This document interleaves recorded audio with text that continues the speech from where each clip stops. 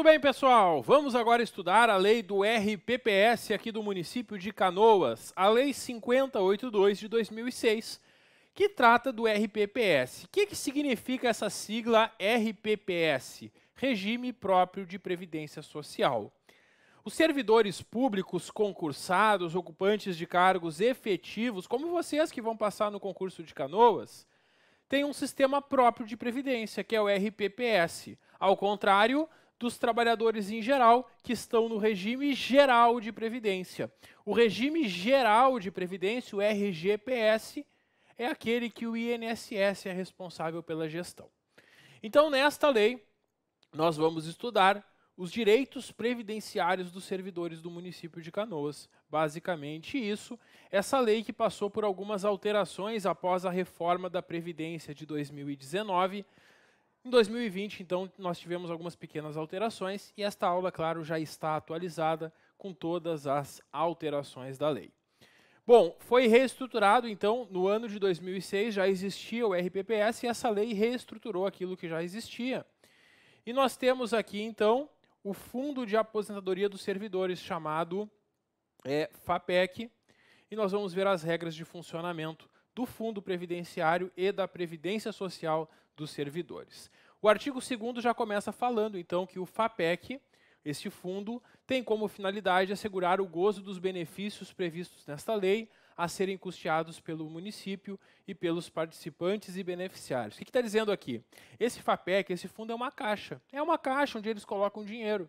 E por muitos anos, a prefeitura e os servidores colocam dinheiro nessa caixa. E aí, quando chega a hora de se aposentar, o servidor vai lá pegar dinheiro dessa caixa. É mais ou menos isso, claro.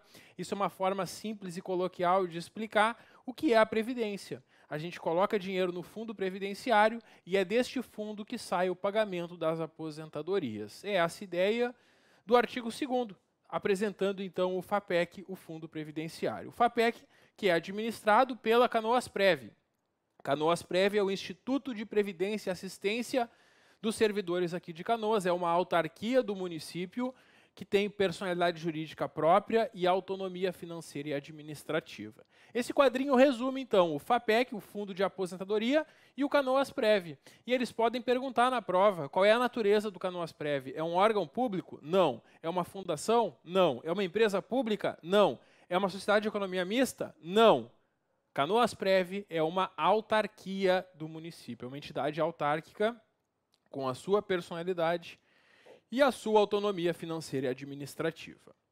Vamos agora para o artigo 3º para ver quem são os beneficiários aqui da Previdência de Canoas. São filiados ao FAPEC na qualidade de beneficiários, os segurados e seus dependentes. Permanece filiado na qualidade de segurado o servidor efetivo, o servidor concursado que estiver em uma dessas situações. Essas situações são afastamentos. E aí o servidor, quando está afastado, mesmo estando afastado, ele continua sendo filiado, porque ele vai voltar. Então, mesmo o servidor que não está trabalhando aqui no município de Canoas, se ele não se exonerou, se ele continua no cargo, só está afastado, cedido ou licenciado, ele continua filiado ao FAPEC. É isso que diz aqui. Primeiro, quando está cedido, o servidor concursado aqui na Prefeitura de Canoas pode ser cedido para uma outra prefeitura, para o governo estadual, para o governo federal, e o servidor cedido vai trabalhar em outro órgão, mas ele continua filiado aqui no FAPEC e continua recolhendo as contribuições aqui para o FAPEC. Também, quando afastado ou licenciado, durante afastamento para exercício de mandato eletivo e durante afastamento também por cessão ou licenciamento com remuneração. Então, mesmo não trabalhando, aquele servidor que não se exonerou, que está afastado, cedido, licenciado, continua sendo filiado aqui ao FAPEC. E o segurado, o servidor exercente do mandato de vereador, que ocupe cargo efetivo e que exerça ao mesmo tempo, concomitantemente, o mandato, filia-se ao FAPEC pelo cargo efetivo e ao regime geral de previdência pelo mandato eletivo. Não entendi, professor. Vamos imaginar que tem um servidor concursado aqui na Prefeitura de Canoas que ganha R$4.000 por mês. Esse servidor foi eleito vereador. E ele, não sei quanto ganha o vereador em Canoas, vamos supor que seja R$7.000. Bom, em razão dos 4.000 que ele ganha como servidor, ele contribui para o RPPS, que é o FAPEC. E em razão dos 7.000 que ele ganha como vereador, ele não vai contribuir aqui para o RPPS. Ele vai contribuir para o regime geral de previdência. Mas por que isso, professor, se ele já é segurado aqui? É que tem uma regra na Previdência que é a seguinte: quem trabalha tem que contribuir. Se fosse um servidor afastado do mandato, afastado do seu cargo efetivo, que tivesse só no mandato, ele ia continuar contribuindo com base nesse valor para o município.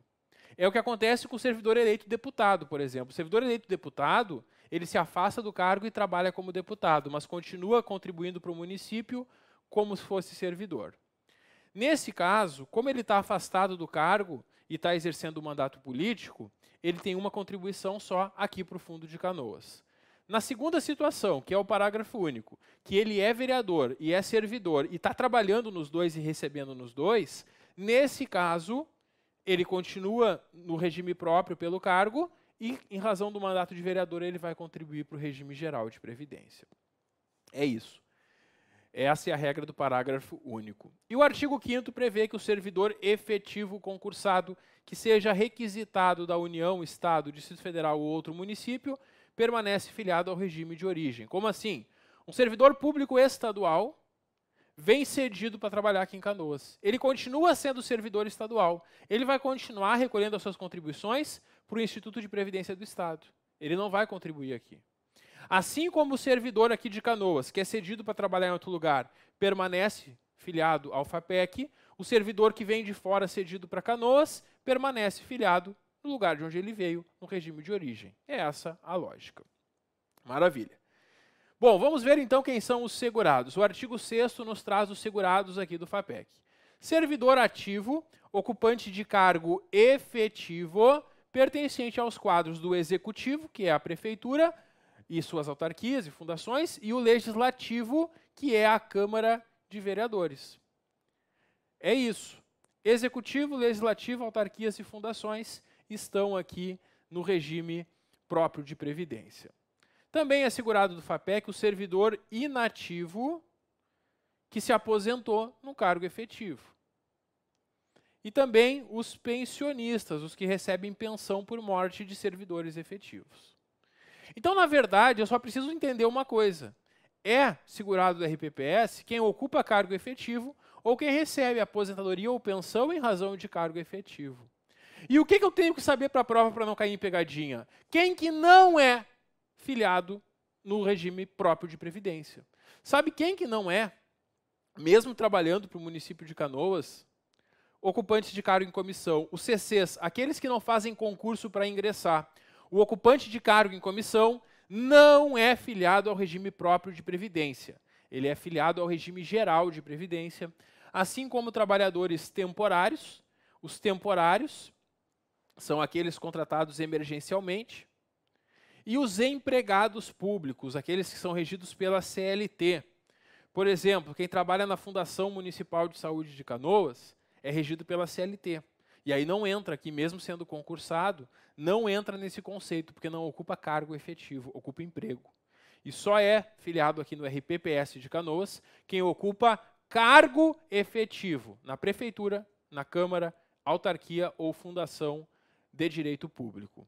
A Fundação Municipal de Canoas, apesar de pertencer ao município, ela tem empregados públicos e quem trabalha lá está no regime geral, não no regime próprio.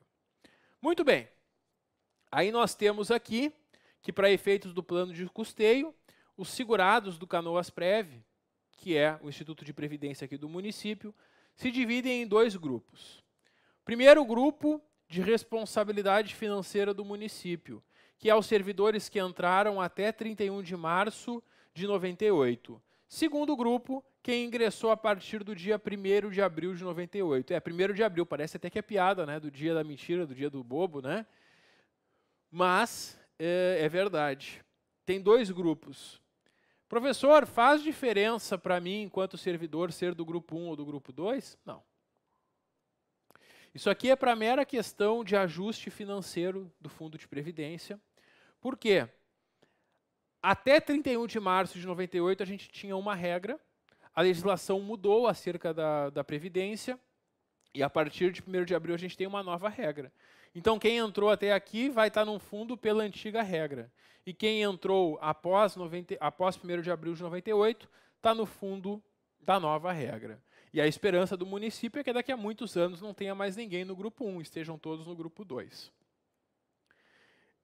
Isso aqui acontece porque existem regras que envolvem direitos adquiridos que não podem ser alteradas. Por isso a gente acaba tendo 2 grupos, mas na prática não faz diferença nenhuma para nós servidores. Claro que para o município faz diferença, as obrigações do município são diferentes, mas a gente tem essa distinção. Bom, aqui se eles perguntarem na prova, eu acho que no máximo que eles podem perguntar são as datas. Então quem ingressou até 31 de março de 98 está no grupo 1, quem ingressou a partir de 1º de abril de 98 está no grupo 2. Basicamente isso. Bom, nós temos aqui ainda no parágrafo 3º, que no caso de acumulação remunerada, o servidor será assegurado obrigatório em relação a cada um dos cargos. Como assim? O servidor é professor ou professora, fez concurso, tem uma matrícula, faz outro concurso, tem outra matrícula. Está em 2 cargos de professor, em turnos diferentes, é claro, né, para conseguir conciliar. Pode fazer isso? Pode. Professor é um dos casos que pode acumular. E como é que fica a situação previdenciária? Vai contribuir só em um cargo? Não, contribui nos 2. E depois, se preencher os requisitos em ambos, poderá se aposentar nos 2 cargos e ter 2 aposentadorias nesse caso. Bom, a gente tem aqui no artigo 7º que a perda da condição de segurado do FAPEC ocorre em casos de morte, exoneração ou demissão. É aqui que o servidor deixa de ser segurado. Ele faleceu, ele se exonerou, foi exonerado, ou foi demitido. Nesses 3 casos, deixa de ser segurado do FAPEC. E agora vamos conhecer os dependentes, que se dividem em 3 classes. Dependentes de classe 1 são os chamados dependentes preferenciais. Esses dependentes vão ter direito a uma pensão por morte, geralmente, né? Nós temos na classe 1, cônjuge, companheira ou companheiro, filho não emancipado de qualquer condição menor de 18 anos ou inválido, cuidado que na prova eles podem mudar a idade, é 18 anos a idade. Na classe 2 estão os pais e na classe 3 está o irmão não emancipado, menor de 18 anos ou inválido. Muito bem, professor, e aí? Como é que fica a situação do dependente de classe 2? O que ele precisa para receber pensão por morte? Ele precisa que não exista nenhum dependente de classe 1. Por isso que tem as classes. Vejam só, se um servidor faleceu e ele tem algum dependente nessa condição, os pais dele não vão poder receber o benefício, muito menos o irmão não emancipado.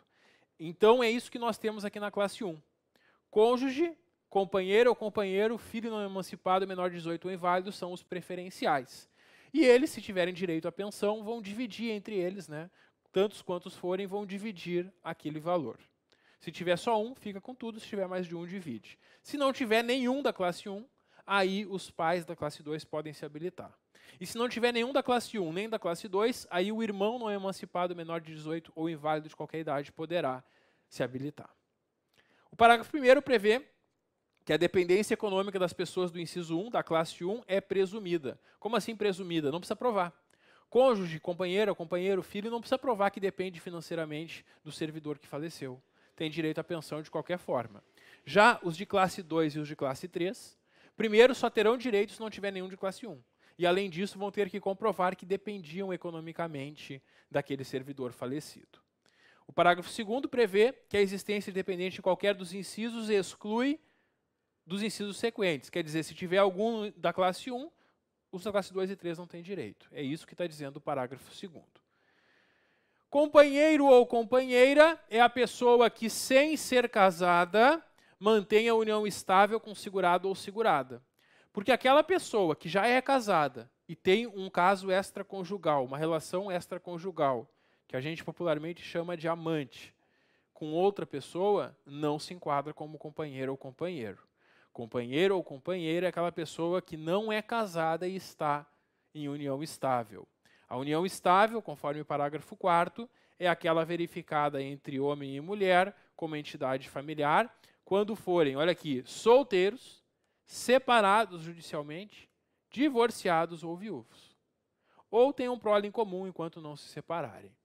Então aqui tem que ser alguém que está separado. Alguém que já é casado não pode ter uma união estável com outra pessoa. É essa a regra do parágrafo 4º, é isso que tem de importante aqui no parágrafo 4º. E o artigo 9º traz que equiparam-se a filhos, mediante declaração por escrito e desde que comprovada a dependência econômica, enteado e menor que esteja sob sua tutela e não possua bens suficientes para o seu próprio sustento. E esse menor sob tutela só pode ser equiparado aos filhos, apresentando o termo de tutela. Bom, então é isso que nós temos aqui. Agora temos as inscrições. Como é que funciona a inscrição? Passei no concurso, professor, assumi o cargo. Eu preciso ir lá no Canoasprev e me inscrever? Não. A filiação é automática. Tomou posse no cargo, você automaticamente já é filiado ao FAPEC. Não precisa fazer nada, é automática. E cabe ao participante, no momento que ocorre o fato que justifica a pretensão, inscrever seus dependentes. Vocês não precisam inscrever os dependentes quando assumem o cargo.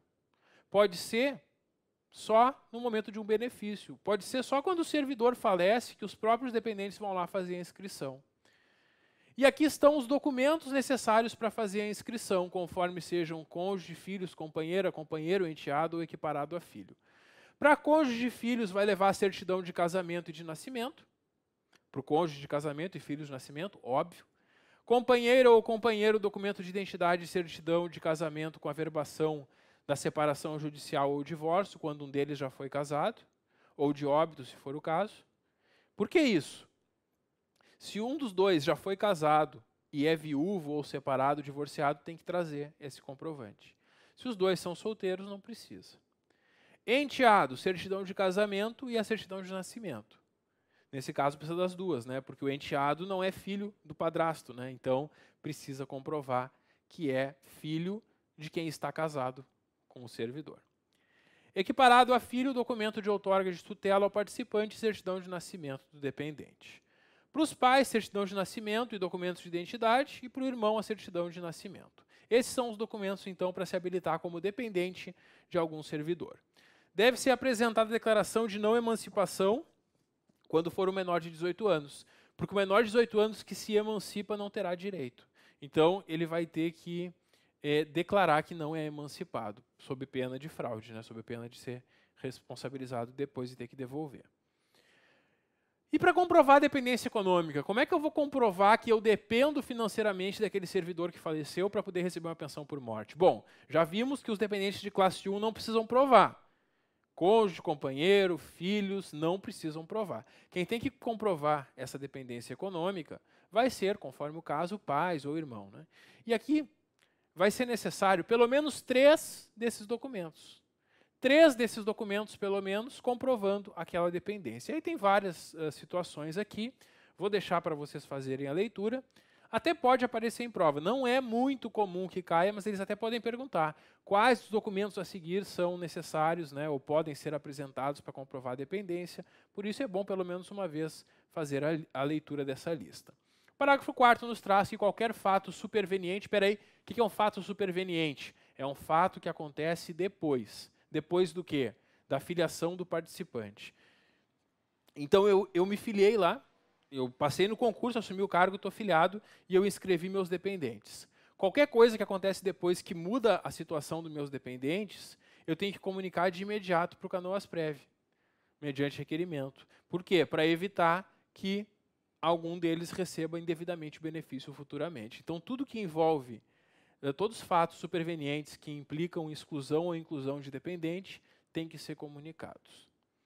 Participante casado não pode realizar a inscrição de companheiro ou companheira enquanto tiver convivência com o cônjuge ou não caracterizar a ocorrência do fato que possa ensejar a sua separação judicial ou divórcio. É aquela situação, né? E era só o que faltava, né? A pessoa casada não pode inscrever a sua amante ou seu amante aqui como dependente.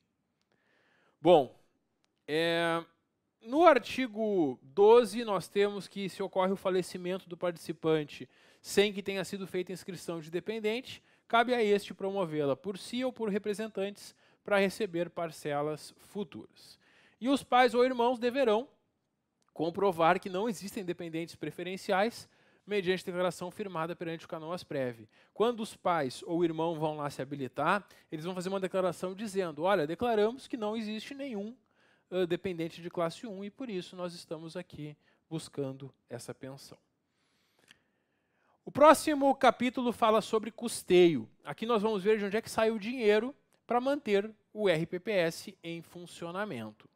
Essas regras sobre custeio eu vou mostrar para vocês no próximo vídeo. Dá um clique que eu já volto. Até logo.